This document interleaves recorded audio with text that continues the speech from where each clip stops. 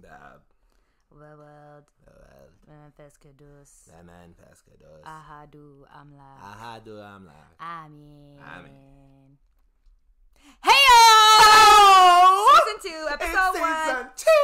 Gang. Yeah. We just wanted God to fucking bless this fucking season because we got a whole bunch of new shit. Sorry that there were so many swears. And we did just say a bunch of holy things. Big facts. So Mindful. rebuke our sins. Throw some holy water on your phone, whatever works for you. Burn some sage, etc. So we out here. I am your co-host, Azeb Mariam Freitae. Yes, I said my government. And I am your co-host, Simon Peter Freitae. Yes, I also said the government. And you are listening to The Freitae Effect. Simon, would you like to explain what our show is? The Freitae Effect is a podcast about two Ethiopian-American siblings, a.k.a. us, just trying to keep it real as we navigate adulthood and show how things affect our communities. Bam. So we wanted to start this season off by just welcoming y'all. First time listeners, go back and listen to season 1, but it really doesn't matter. You can start here. You can start anew with any episode that you want because none of them tie into each other. Sometimes. So yeah, anyways, Simon, what have you been up to between off season and now that you want to share? If there is anything relevant that you want to share. I feel like the first thing that comes to mind is I have started pursuing a different careers opportunities. Word. Yes. And so that's been a big thing that has shifted what I do day by day. You know, just kind of vibing into what I really want to do with my life. And, since I'm coming up on that quarter-life crisis, yes, I'm going to figure out what I want to do. I've been thinking about art therapy. So, that's a big old goal for the next, where I see myself in the next 5 years. How about you, my sister? Oh, that's cool. What have I been up to? I have been focusing on making my life more clear. So my yearly theme is clarity. And yeah, I've been spending a lot of time with myself and understanding things that I can it's kind of like internal spring cleaning, you know what I mean, of just your life and the habits that you have, and just preparing for the adult that I'm trying to be for the next 5 years as I'm 25. And there's this tweet that I saw of being somewhere between 25 and 30, and I was like, LOL, that's me. But it's fine. Everything's cool, guys. We're gonna be okay. I feel like I've just been super zen lately, and it's really annoying because I miss being hype Azeb, but it'll come back once I feel everybody's energy again. Yeah. It's crazy how much you thrive off other people's energies. But yeah, there's a lot of really exciting stuff that's gonna happen within the next couple of years for me. And for you, I'm sure this is a very developmental period for a lot of people in their lives. And I'm just really I'm in a good place. I think that there's a lot of things to look forward to no matter what age you are, Yeah. So I'm just glad to be in the good mental mindset that I am in. Because not everyone is always in that kind of a place. So. And it's good to be mindful of where other people are and how to meet them at where they are at. Yes. Bing bang. Major facts. So lots of reflection. I started doing yoga with Adrian. Shout out to Yoga with Adrian. Big shout out. On YouTube for freezies. I highly recommend it. My mom did it, so anyone can do it. Exactly. Anybody. So yeah, life's good, man. Yay. So how is this season going to be different, right? I'm sure that's what you're all asking yourselves. Big Q's. Well, here's the A. This season is going to be different because we decided we wanted to do a 5-part series. So we will be exploring different topics that we gathered from you. Yeah. And from things that have just been happening in our lives for the past few months that we thought were kind of relevant. So the first part of our 5-part series, number 1, is called Insecurities. Insecurities. So we will have 4 episodes for each part. For this episode, we wanted to start with exploring the idea of cults. So Simon, do you want to explain why and how that makes sense? Yes. So, first, I want to jump to the Merriam-Webster dictionary. definition of the word cult. So, basically, it is the great devotion to a person, idea, object, movement, or work, such as a film or a book. So it's usually a small group of people characterized by such devotion. So some examples of what cults could be would be like the Illuminati, some religions, the Tiger King. So I'm going to explain in the Tiger King part because some people have not seen Tiger King. Here's spoilers. Basically, there was like the idea of, you know, this greater thing that you're a part of, like taking care of these animals, and you're giving all of yourself to this. It's like you think that you're getting so much out of this, and that like in the end, like, you know, you see in the future how much better your life is going to be because of this thing that you're a part of right now, as much as you're suffering. But the real question is, was it all worth it? Like, you know, it's like, is that what you're, you know, kind of do you get out of it what you think you're putting in? And so the Illuminati, obviously, you know, they're just trying to take over the world. Religions, you know, usually people find some sustainability with religions and greater like positive energy, and you know, there is a lot of good that people do get out of that, even though it could be technically considered a cult. Big one that I thought of was Harry Potter. So a lot of people growing up, they were like, did you read the Harry Potter books? And it's like, no, like I just watched the movies. And it's like, well, then you're not a true fan. Like, you know, it's like this great devotion to this thing and saying like, you're not a true whatever. Like, you know, it's like you don't really give yourself to this thing because I didn't read a book, but like I still love the story. Like, you know, I like Harry Potter's great.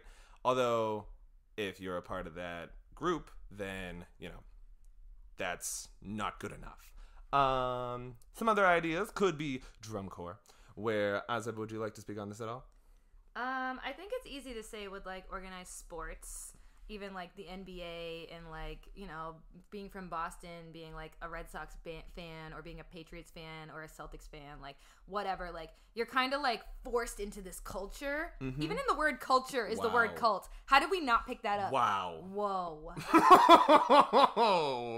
But anyways, like I just said, you're like, you feel pressure to like have to believe in this idea. You know what I mean? Like people ask me like, oh yeah, you're from Boston. Like, of course you're like a fan of all those major sports because like our city, city champs. I mean, not for the next coming year, but we're not going to talk about that because I don't know shit about sports. But all I do know is that we got a lot of people traded, and that's just not cool. But whatever. So sip the tea. Anyways, it's always just kind of assumed like, oh yeah, you're from this region, you must be like of identifying with whatever that group is. And that can be in regards to anything. Like, for example, this is a very extreme relation, but like, you know, whenever you think about like going to the South, you think of like the Confederate flag. Well, if you're from the North, is what you think of. Yeah. Or you think like, oh my God, the KKK is going to pull up on us, and the KKK is a cult. Yep.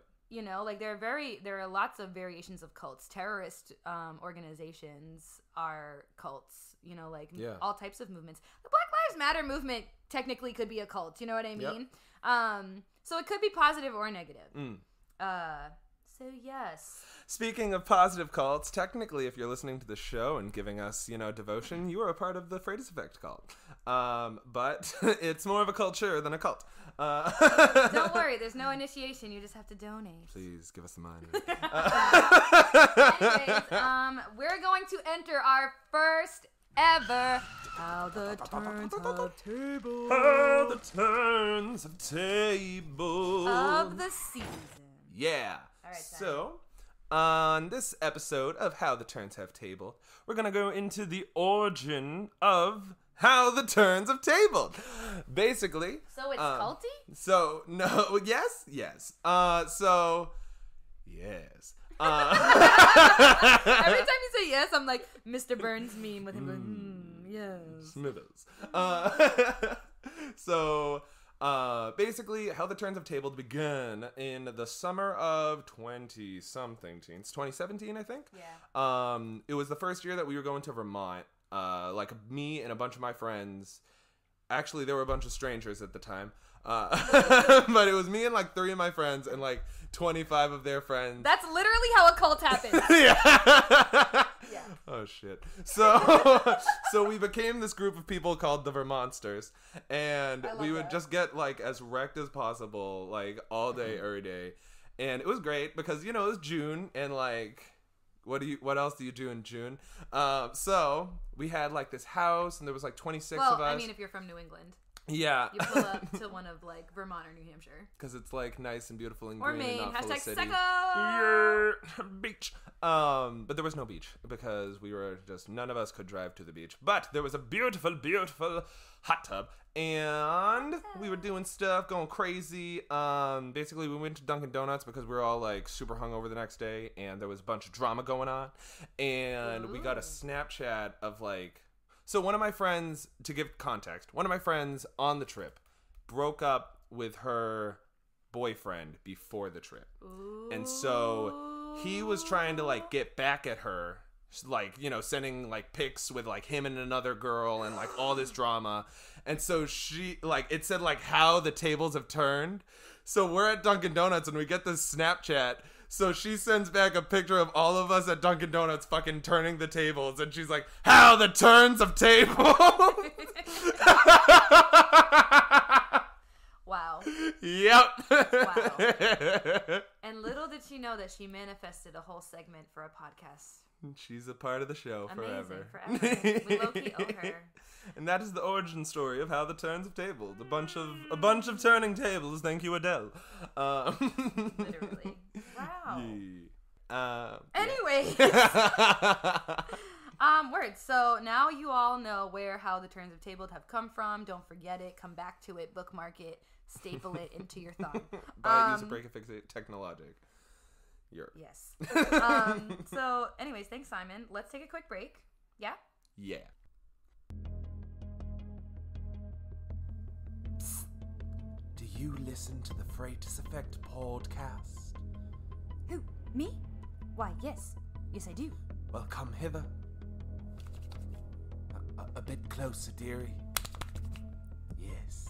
Well, they happen to be celebrating their 1-year anniversary.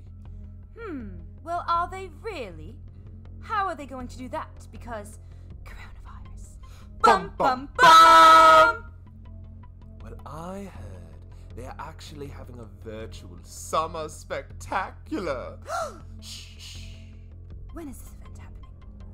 Apparently, it's expected to occur on Friday, June 19th at 7:30 on the night of the dark moon. How peculiar.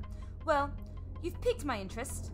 Where do I go to reserve a spot? One should find the Eventbrite on their social media accounts to purchase a ticket. Is there any cost to this summer spectacular? Yes, I believe it's a minimal fee of $5, and then a WebEx link will mysteriously appear in your email closer to Friday, June 19th. How intriguing. Do you know of anyone that is going? Why, yes, of course. I heard from a source that their guests from the first season will be there attending, and not only that, but some might be performing. Oh, riveting! There will also be giveaways. Oh my! And murder. Lord heavens, no! Just poking a bit of fun, old chap. Goodness. No murder. But I'm sure it'll be a splendid summer spectacular. Well, I'm charmed. Can't wait to see you there. You as well. Yoo-hoo, we're back. Big summer blah. Okay, so anyways, we're gonna go into our main topic of discussion. So Simon, do you want to kick us off with your research? Yes. So from BBC News. So from the BBC article, why? No, shit, I didn't even read it right. Jesus So, fucking Christ, the BBC article, Nexium, Why I Joined a Cult and How I Left by George Wright. Ooh. Yes, as you can see from the way that it's written, it's like NXIVM. So that's pronounced Nexium somehow.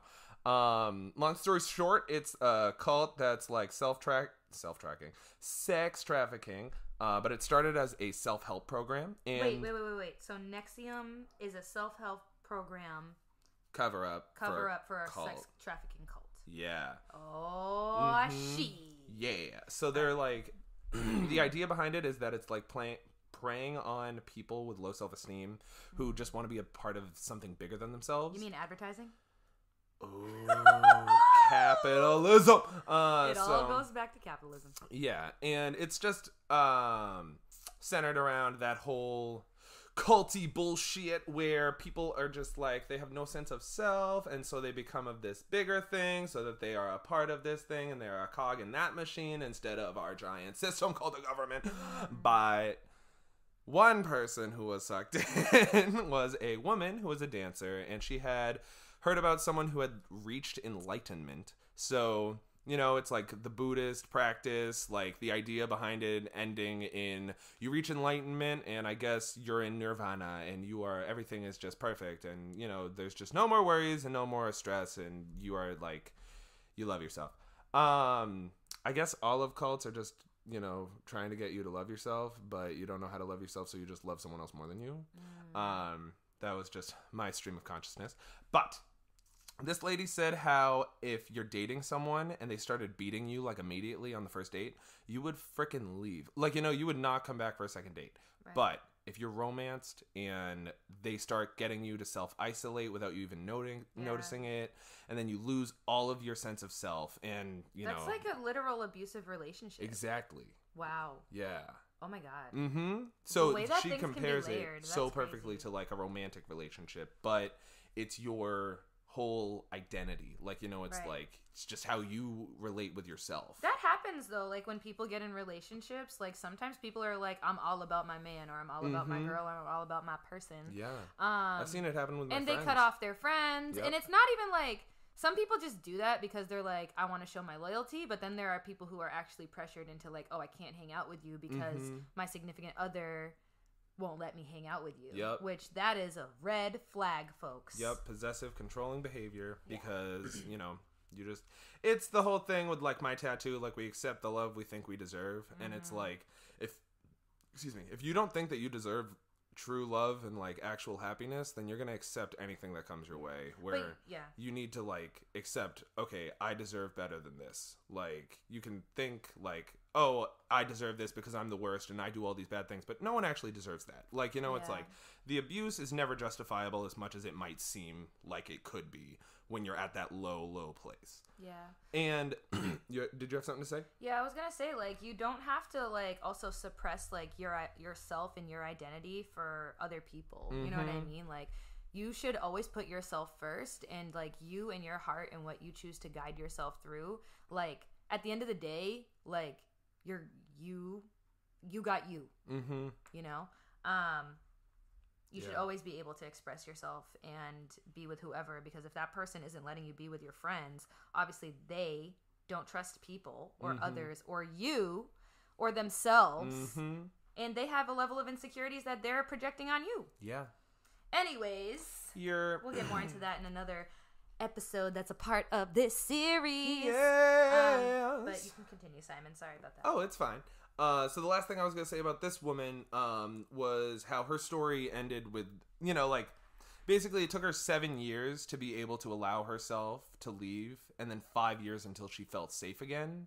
And it's that whole, like, her spirit was broken. Like, you know, it's like when you reach that core center of someone, and that's, like, how you cover up all this abuse, it's so hard for you to actually be able to look inside yourself and, like, build yourself back up. But it's never impossible. So even though you are feeling low, you can get back. Because even this lady did it at the worst freaking thing on earth. And so wait, I have a question. So like, she entered this cult feeling this way? Feeling horrible. Like feeling like I need help. And it's like, oh, this is our self-help program. You can come and reach enlightenment once you join our Buddhist cult. And then so she joined, and then they started like abusing her? Yes. And they were, like, sex trafficking, and, like, they were, like, forcing her to, like, do things. And then she felt trapped and felt like she didn't have a way out. Okay. Yeah. And so okay, I understand now. Okay. Yeah. But you're not always tricked into going into these things. Sometimes you don't have a choice, which is when you're born into a cult. And Real! Yep. Which we'll get into more later. Yes. So this reminds me, basically the guy that they talked about in this article. Sorry, I'm playing with the pillow. The guy that they were talking about in the article,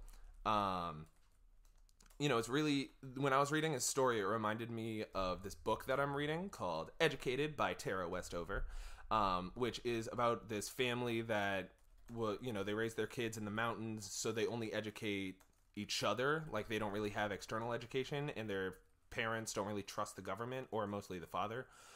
And so the father also takes the end of the world really seriously, so he's like preparing for that, and he uses God as like an end-all solution for any kind of like fears or issues that they have, where, like you can use God as like the cover-up, but like if the insecurity is coming from you, like you have to address it, and like, you have to be able to build your kid or help your kid grow in a way that isn't always just like, oh, like the angels will always protect me. It's like, no, like God gave me this way out. Like, it's like if this person has like something scary and then there's like a door open that I can run through, I can't just sit here and think I'm safe. Like, right. I need to follow like, yeah, like I can actually do things and make my life better. Right. But, similar to Educated, these people, like they only really found a way out if their like whole self is like, given to their Lord or their Savior, like their A1 basically, like, their alpha. And if you're not saved, then you're basically worthless and you think that you're damned and that there's like nothing good to you. Damn. Yeah. Yeah, that sounds familiar. Yeah, and so it's scary. It touches on like your deepest human fears. But fear. Yeah. As a use of a way to gather people. Mm-hmm. Sounds like Trump supporters. Whoa. Well, I said what I said. It's true. There it is. So, the way that these people were able to build themselves up were through counseling, a lot of work in, like basically just knowing your own self-worth and figuring out your own identity instead of just seeing how you work as this like fucking gear in the machine. Like, right. It's like, it's really finding like, all right, who am I? Like, what's my actual reaction to things? Like, how much have I been suppressing my whole self just to fit into this shape that isn't me? Like, yeah. And, but honestly, go ahead. I'm sorry. Oh, I was just going to say, like, like in like the article, they say like counseling, even in the book Educated, like she brings up how her journaling has brought her some clarity, as your word of the year is. Hey-o. And so, the amount of journaling I have done. Yeah, and so when y'all are feeling this like horrible pressure by the outside world and you don't know who you are, just sit down and write some stuff and thoughts and think about yourself, because no one else will think about you. Have to post it. Mm-hmm. You don't have to post your thoughts on Twitter. You don't have to post a whole essay on Facebook unless you really feel like that's the only way people can engage with you and help you. Like, there are so many ways for you to lethargically and just like easily and conveniently just talk to yourself. Mm-hmm. There is nothing wrong with having a conversation with yourself on a piece of paper. Yeah. Like whether that means you're writing it down or typing it. Like I have a whole folder in my Google Drive that's dedicated to me doing a brain dump when I'm really overwhelmed, even if it's in the middle of a work day, I was going to say, like, you were really explaining something that kind of sounds like a puzzle piece, right? Like we're kind of America especially, and just kind of this world makes you feel pressured to like fit this cookie cutter version to fit into any type of subgroup or category. And the reality is that human beings are not like one way. We are all incredibly different. And it's so layered into so many different pieces of us of how we are different. Like we all have different genetic makeup and DNA and chromosomes and whatever that create us to be the way that we are. And just because we don't fit a certain stigma or stereotype or definition or whatever to get the job or to achieve the goal or to be a part of this group or to get to X, Y, and Z doesn't mean that we aren't worthy and doesn't mean that we are not meant for whatever that thing is that you want. Like your purpose is your purpose and what you believe is what you believe. Yeah. And that's kind of the whole point of creativity too, right? It's like God's creative. Like, oh yeah. I mean, sorry, I'm preaching right now. I'm just speaking from like my spirit and how I feel. But like, obviously, we are all different for a reason, right? So I just kind of needed to say that, of like, there is a reason why we don't fit into these things and why we're made to feel insecure about why we're different. That's all. Yeah. Yeah. Yay! So that was the end of my stuff from the article. Lovely. Yeah. Well, to continue on with that, we kind of wanted to keep talking about how cults usually, as when we were reflecting about this topic at first, we were thinking about how every group or every subgroup has an origin story. You know, every movie, every villain, every book, every character, everybody has an origin story, right? And so we kind of wanted to go there, like with religion. So for example, obviously me and Simon are both Christian. I mean, am I allowed to claim that for you? Like, sorry, I'm just like... Sure. Okay, so I'm like, you can be whatever you want. I'm assuming that you are. Obviously, in the Christian religion, the origin story is not like, of the world, is not like the Big Bang. If you read the Bible in Genesis, it's Adam and Eve. And so there is this story and belief that is also, you know, factual if you are Christian, that, you know, we came from the rib? Of Adam, right? Because Adam couldn't just chill with animals on a planet because animals weren't enough to suffice for him to have companionship, which is reality, you know? Like, even if you're, like, in quarantine, right, with a pet, it's not the same as being with a person. Because you can't talk to a pet and get the same empathy and compassion that a person can give you, that can relate to you on a humanity level. Yeah. So yeah, Simon, if you want to continue on. Oh, yeah. So basically, like we've been mentioning, the whole idea of the greater power, the greater thing, you know, that beyond and the afterlife. So with death, there's a lot of fear. There's a lot of ideas of, you know, what's going to happen? Does nothing happen? A lot of these questions that you don't get to have answered until you die. But when you're a part of a religion, then usually you get to have some answer where it's heaven, nothing, you know, like it's like hell, like in this show Community, where Chevy Chase's character Pierce was a part of this Buddhist cult where it brought him a lot of comfort when his mom died because he believed that her essence was still in this lava lamp and that in like so many years they would be able to bring her back to life by putting her essence into some body. So like, as much as you don't know the truth in it, there is truth for you. Like, you know, it's like there is comfort. There is always like some answer where there might be no answer for anyone else. But as long as it's true to you, that's all that matters. Like, it, you know, it might sound ridiculous to anyone else, but no one can take that away from you. Like, you know, it's like no one can take your truth away. So, yep. I'm just going to say it, fuck everyone else. Oh my God. But yeah. Yeah, I mean, I think also, like, when you think about this idea of being a part of community, like, religion really serves an amazing way to provide that sense of connectedness, right? Yeah. Like, human beings are social, like, inherently. Like, it is literally a part of our ability to survive. That's why, like, when we were in quarantine, it's so hard to do it because this whole idea of social distancing, and like I know I wanted to refrain from talking about any kind of coronavirus shit, but like inevitably this is a part of our existence now moving forward forever, so like whatever. But like that's why it was so hard, right? Is because like you literally cannot socially interact, and your first initial reaction when you see your friends is, oh my God, I'm so happy to see you, like even if it's virtually, right? Like you want to just like you want to hug someone, at least if you're a hugger. Or like just like this level of natural like happiness that you get when you see another human being. I mean, even when Dad would talk about, he would go on vacation with Mom to Ethiopia and he'd see another white guy and he'd be like, oh my God, another white guy. You know, like naturally it's like you see someone who looks like you or is like you, and you get excited because you're like, wow, someone who I feel connected to. Now I'm not alone, because we just hate being alone. I mean, even when I was at UNH and I would see any other black people, like we would make eye contact and it'd just be like, yup, we're both surviving this. And then it's just like, all right, back to the ego that I have to live in. Like, you know, it's like... And it's not just about representation. It's about this idea of being alone. Even when you think about it, like our biggest form of punishment in prison is being sent to solitary confinement. Yeah. Which is isolation, complete isolation, cut off from the world, the earth, grass, air. And you're in cement with a guard. You don't know when time in is. A cage. Yep. And you just see the sun go up and the sun go down. You might not even have a freaking window. Right. And it's like, obviously that is not helping enhance humanity. Yeah. Yeah. But we will get into the mass incarceration system another time. It's gonna happen. So we're gonna move on.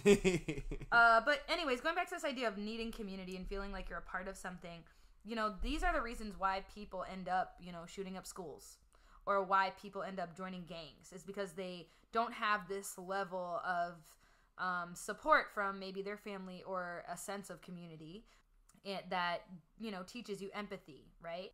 It's funny because when you go back to this idea of like religion, you know, I think of WWJD, what would Jesus do, right? And our parents compared to like us and like our generation, they're so quick to go to worship. But then there's a difference between going to worship God on whatever day you do that, or time, or whatever your schedule is, and then actually practicing the religion and practicing the faith. You know, like, it's more than just showing up on Easter and Christmas. It's like, what behaviors are you bringing into your daily lifestyle? And like, honestly, like, meditation is an example of that. Prayer is another version of meditation. Like, the way that these things are labeled and defined are just completely different. But they're all like low-key the same thing. They're just advertised to you differently. Yeah. And usually when you read through the different kind of like books and scriptures, like, you know, the main central themes are about giving love and just being empathetic towards people, you know, like having forgiveness towards people. Like, it's just being a better human being kind of situation, instead of just reacting. Like, yeah, and like putting other people down for like their thoughts and like all their stuff. Like, it's just creating a better community for your whole entire like for everyone, basically. Right. Yeah. It's like, here's a suggested list of rules of best practices if you want to be a good human being, or if you just want to be a piece of shit that wanders this planet because existentialism. Yep. But I was reading this book called All About Love by Bell Hooks, and there's a whole chapter about capitalism and materialism, and talks about how those two things don't allow you to give space for love and spirituality, and how it's like cool to not believe in something, right? And she talks about how the world is turning more secular, which cuts off this sense of connection. And, excuse me, I noticed this when I was studying music history in undergrad, how we started from secular music. No, we started from the origin of music came from chants from religion. And then as time went on, when people picked up these skills, they, you know, started to defer away from religion and started to use these skills to create secular music, right? Which is like music about things that are technically sinful, or just nothing that's related to God. And so, sorry this became super fucking preachy, but like, I just thought that was a really interesting chapter because it's real. Like, when you think about our country, like, our country is a capitalist country. That's what we're based on.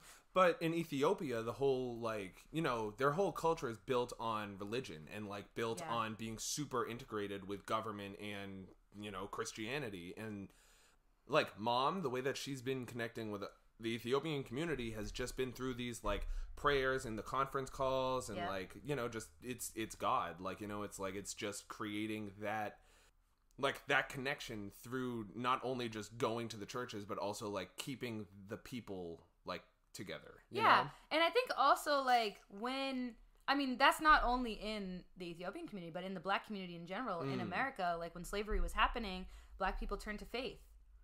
To survive and to have a will to live and to like have a hope for the future and existence. And it's not only, you know? Like, just the black people the black any oppressed group of people. Like, when shit gets bad, people turn to God. Like, you know, it's like, and it makes me think of that whole idea with the comfort for like death kind of thing. It's like when someone does all these horribly, horribly bad things, and then you just think about like say your prayers. Like, you know, it's just like, that's count usually, your blessings. Yeah, like that kind of stuff. And how it can be used as a weapon. Religion is always used as a weapon. Yeah. That's how cults are able to form fear. You know, how they're able to gain off of fear. Yeah. So, I mean, I think that's a big reason why millennials are so quick to say, oh, like, I'm spiritual, instead of saying I'm Christian, or instead of saying, like, I'm whatever. It's so much easier, like, when you're meeting new people to be like, oh, yeah, like, I'm spiritual. Like, I have a practice of something, right? Rather than just being like, I'm atheist. I'm agnostic. Which, sorry, guys. Like, there's, you know, that's your truth. Like, that's your life. I didn't mean to say it like that. Like, you know. Like, if you don't believe anything, that's cool. That's on you. Like, that's not me, but that's on you. Like, that's your life. Yeah. But I think, like, it's just easier in general for people to be like, oh, yeah, like, I have this kind of connection. Because of this idea of pressure. Oh, I also think that it's easier because you don't really have to think about it. Like, you know, it's like you can just accept the world that you've always known because it's always been in front of you. True. Like, you know, like, there is... Did you have another thought? Yeah, I mean, I think it's also, like, this idea of, like, especially, like, if you're Christian, it's really easy for, like, if you're saying, like, oh, yeah, I'm Christian, right? Like, it means that, like, I'm anti-life, like, or whatever it is. I'm pro-life and homophobic. Yeah. It's like, okay, not every Christian person is homophobic. Yeah. Or whatever. Like, you don't want those assumptions. It's kind of like when white people say, I'm white, it means I'm racist. It's like, no, you're white. And that's what it is. Yeah. And it's also like, I mean, even me and Simon, like, we're half white. Whenever, we don't always, like, when we introduce ourselves to people, we're not like, yeah, I'm half white and I'm half Ethiopian. Like, we're just like, yeah, I'm Ethiopian. Because it's easier. Because, first of all, we look like we're mixed with something anyways. Yeah. So it's just easier. But we're not even going to get into the biracial conversation. But still, like, when we do bring up that part of, like, yeah, and my dad's American. There's that, oh, so he's racist. And it's like, well, you can ask him. Just kidding. We love you. LOL.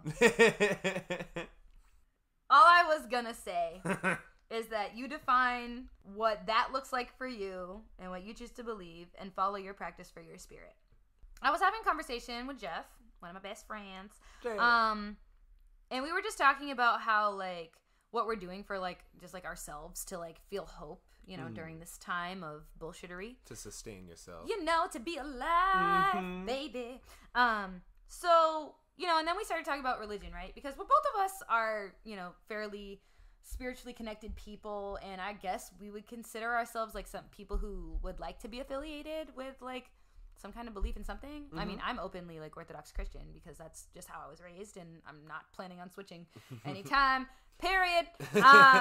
But, like, yeah, we were just talking about how, like, especially in the church, or I mean, in general, you probably just don't see people who are our age in churches or participating, like, in the masses. And I think that, like, that mostly is because, you know, if you come from a religious household, you're usually forced to go to church. And when you're forced to do anything, you don't want to do it because you're being forced to do it. That goes for literally anything. I mean, that's why diversity training doesn't work in corporations, is because, like, if people are being forced to do this training, they don't want to learn the information, therefore they're not going to practice it, right? So fast forward, if you don't feel a connection, or you feel like a level of, I need to rebel against this idea, right, then you're not going to make work to want that connection. But I mean, now we're at a point in our lives where we're kind of like, damn, like, I feel like I actually, like, need to be connected to something that has to do with something that feeds my soul. When we turn to the churches we grew up to, it doesn't necessarily speak to us.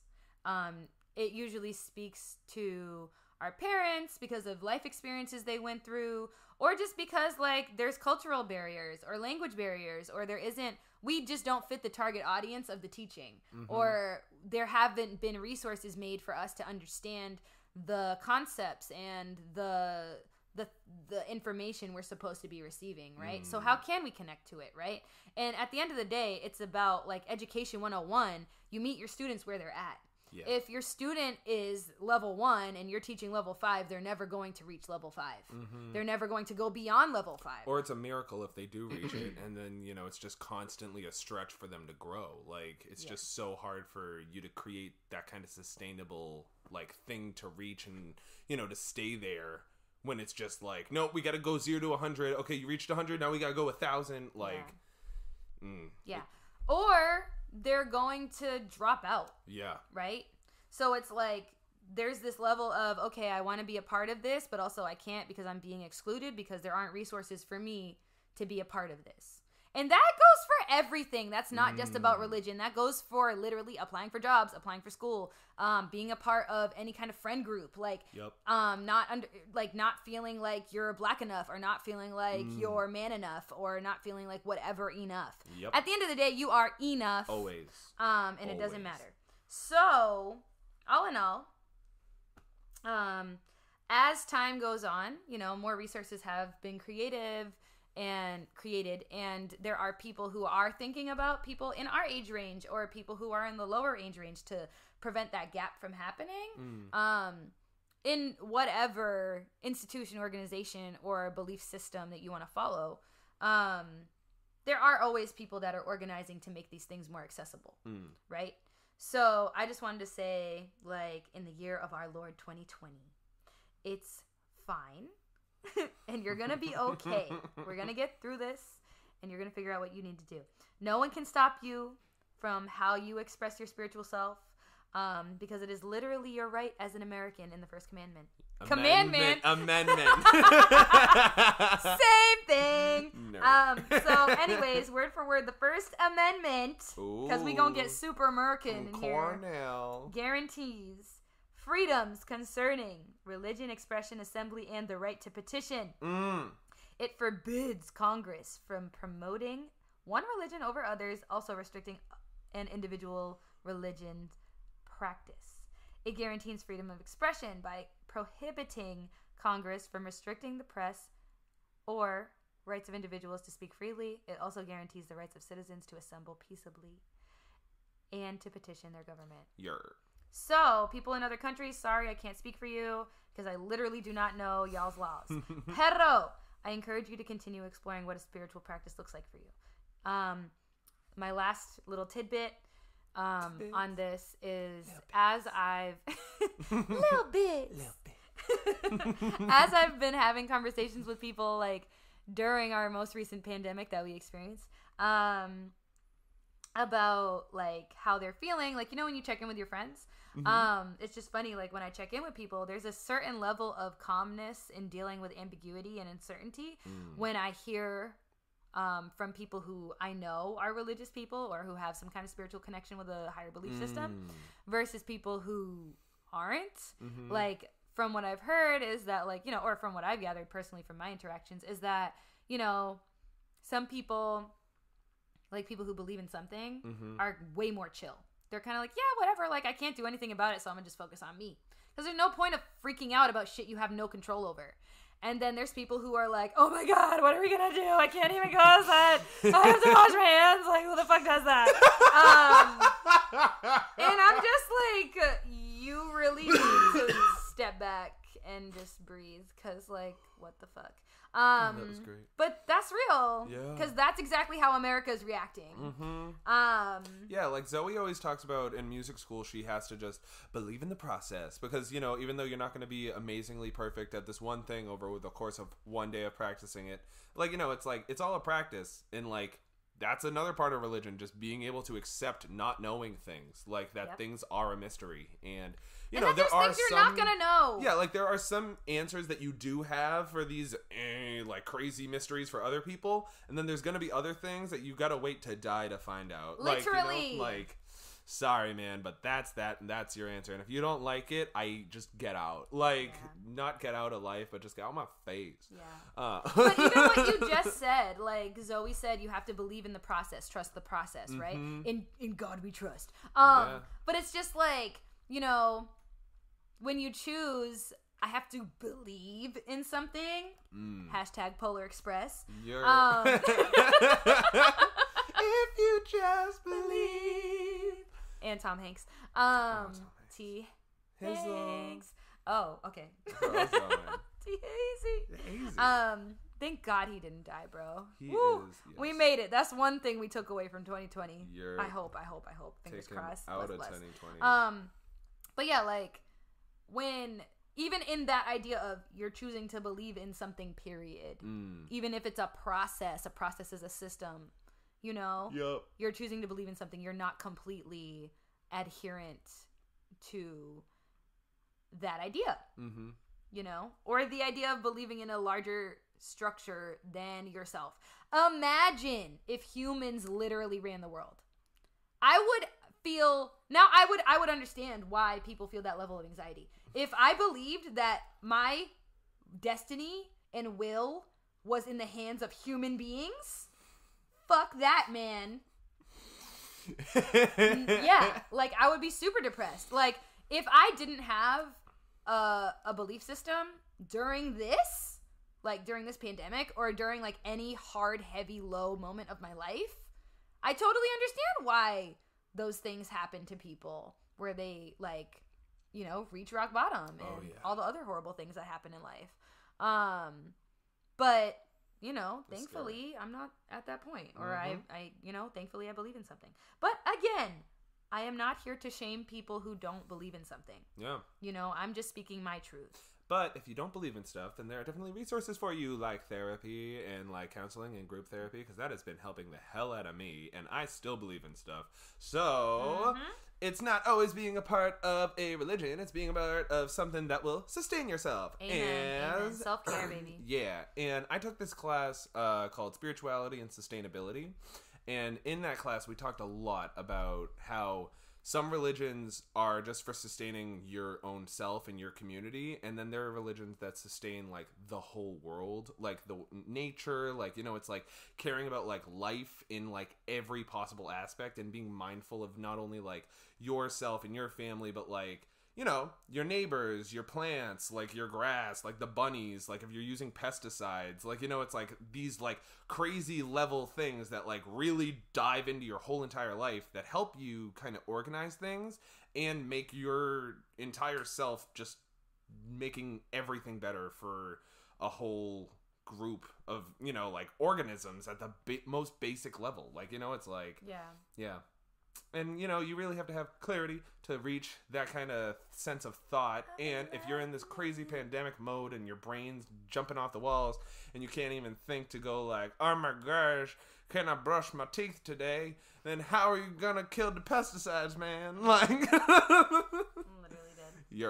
And we are going to start our key takeaways. Take them keys, starting with me's. So, yes.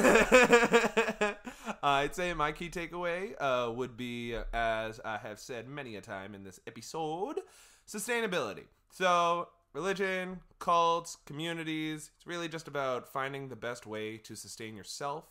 Then, at the next level, finding a way to sustain your community. Next level, finding a way to sustain the freaking animals, because we are killing the earth, and climate change is gonna kill us. See episode 16 from season 1. And just really, you know, at the end of the day, like, you have to know your self-worth. Like, you are worth more than you give yourself credit for. At any minute, you always can grow. Amen. So, you know, love yourself and just always be ready to reflect on your situation, because change can come at any minute. And God is change, baby. If you read Parable of the Sower. Take care of yourself. A cult. Love yourself. Don't join a cult. I mean, but you can. If it's a good cult, you might as well. Yeah. Be connected to just something. be prepared. But also just be aware. I think the biggest takeaway is just being aware. Yeah. Because your relationship with God or with whatever you're a part of is between you and God. Or whatever you're a part of. It doesn't have to be like, oh, I pull up to church on Sunday and then 6 people are asking me to give them a ride to the train station. It's like, if you don't want to do that, you don't have to. Yeah. It's called discipline and boundaries, baby. And you don't have to feel this level of guilt. Yeah. Boundaries are real, y'all. Yeah. So clear boundaries. Other than that, I think that's pretty much it. Don't judge others for what they believe. Don't shame others for what they believe. Mind your goddamn business. And take care of yourselves. You ready to get into the sign-off, homie? I guess before the sign-off, I just had a thought Yes. of, like, you know, because, like, I did bring up drum corps, and I feel like we didn't really go too far into it, but, like, my whole thought right now was just, like, there was a lot of feeding into the idea of, like, we're going to make this the best show that it can possibly be. And there was a lot of energy that came from, we have to do this and I have to push myself and push my limit and, like, break that boundary. And then there was some, like, instructors that I had that would be like, how are you guys doing? And then we'd all be like, yeah, I love life. I'm so happy. But you know you're crying and dying on the inside. Yeah, and then the instructor would hear it and go, stop. Is that fake hype? And we'd be like, yeah. And they'd be like, I don't want fake hype. I want to know how you guys are actually doing. And it's like, those are the kinds of people that you need to look for, because they're going to find the, you know, like, what you're actually feeling and the best way to, like, go about sustainable actions and taking care of yourself. Because, you know, you can create insane, amazing things. And, you know, like, it can be artsy, it can be athletic, it can be all, you know, all the above. But if you aren't doing it in the energy that's actually helping you grow, then, you know, you just got to ask yourself, like, how worth it is. Yeah. But that's real, and that can be applied to anything. Yeah. Like, literally to anything. So, we got Spiritual Simon. Yes. That's a new Simon. It's not Social Work Simon. Spiritual Simon. Oh, my God. That was beautiful. Thank you for your words. Do we have any announcements? I have some announcements. I have one announcement. What's your announcement? I guess our announcement was the same, so you can just go. Okay, well, guys, hopefully by the time that we air this episode, and this will add extra pressure for us to actually fucking do it. Seriously, like, we're totes gonna launch some merch. So be on the lookout on all of our social media platforms. Simon's coughing into a pillow right now because there's a horrible cough, not because he has the Roni. I tested negative, y'all. He took a test and tested negative. Negative. Anyways, to ululate is a form of celebration from the Ethiopian culture that in which we are allowed to specify. Anyways, be on the lookout for merchandise such as beanies, t-shirts, tote bags, wallets, pencils. You fucking name it, we're gonna make it, baby. Ooh. Shag now or shag later. Shaggy. Now, shall we do the sign-off, Let's darling? do the psychedelic Here sign it off. comes. Hope that you continue listening. So, be sure to like the episode, Share with friends and follow us on social media. subscribe, and comment on SoundCloud, Follow on Spotify. Apple Podcasts, Or wherever you stream us. email us, or Comment on social media. or leave a review With any feedback, affirmations, or topics. you want to hear on the show at the Freitae Effect @gmail.com. Thank you for listening, and have a great rest of your week. Bye. Bye-bye.